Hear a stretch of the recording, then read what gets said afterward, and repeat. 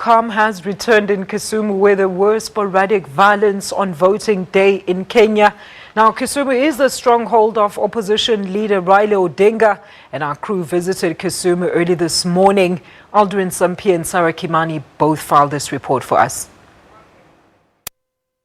And of course, this being NASA strongholds, they've been indicating that they do not want to participate in these polls. However, though, the Constitution says all 290 counties, when the IEBC finally makes the announcement of the results, it must also include the 290 counties. Now, I saw the chairman of the Electoral Commission yesterday trying to make a case for the postponement of these elections, talking about electoral officials having to take refuge in police stations because of insecurity, talking about ballot materials having been damaged here, and saying that it is completely impossible to carry out elections here due to insecurity.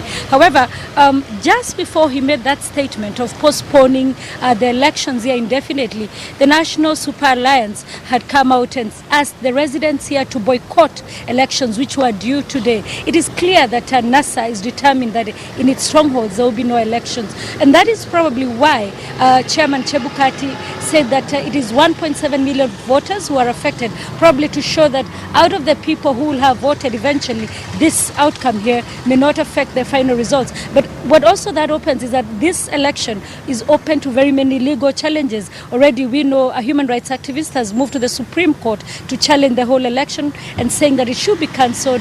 Yesterday, NASA once again calling it a sham election. So it is a process that is going to face a lot of legal challenges, even as Uhuru Kenyatta gets 99% of the total votes cast as of now.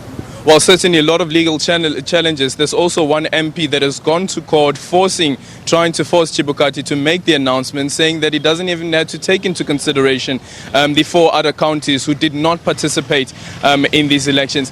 But speaking about NASA, we were at that press briefing, and when I asked the question about what happens now, the NASA official indicated that it will take a couple of days before they make the announcement what happens. Riala Odinga, who was in Kibera, also another NASA stronghold, announced and said that on Monday they will take a decision. What happens now? What happens to this NASA, what they now call the resistance movement?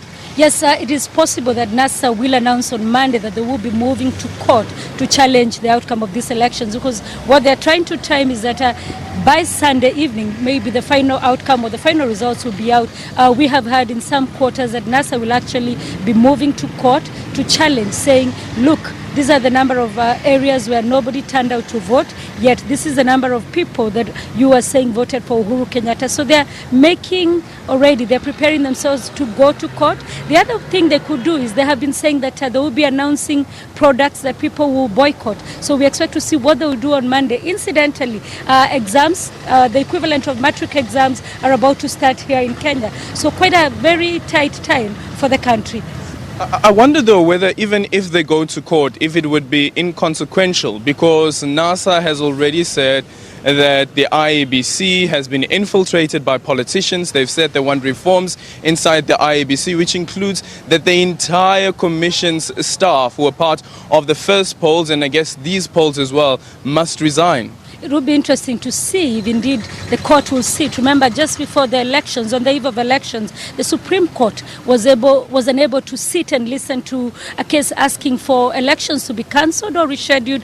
It lacked quorum. So we do not know if indeed Okia Omtata case or NASA, if they decide to go to court, if there will be quorum. So again, issues of legal challenges coming into play. However, people are already speaking in the background, asking Uhuru Kenyatta to reach out to Riala Odinga so that the country can sit together. Giving an example of the 2007-2008 scenario when President Kibaki then sat down with Riala Odinga and they formed a coalition government, and the country was able to move forward.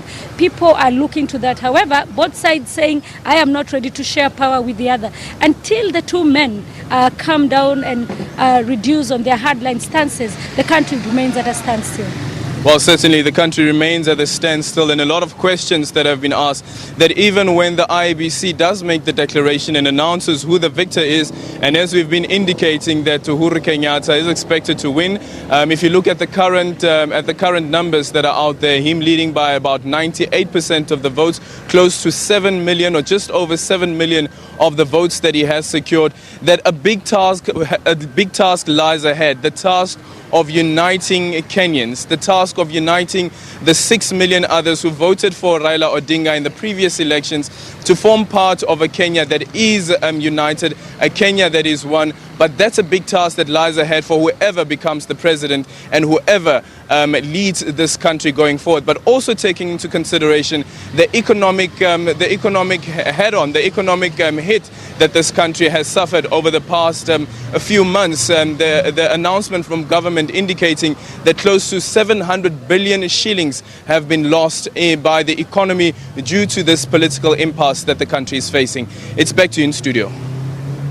All right, well, that was our reporters Aldrin, Sampear, and our East African correspondent Kimani, both looking at the current situation out in Kisumu. We'll definitely continue to give you rolling updates on the situation on the ground at every top of the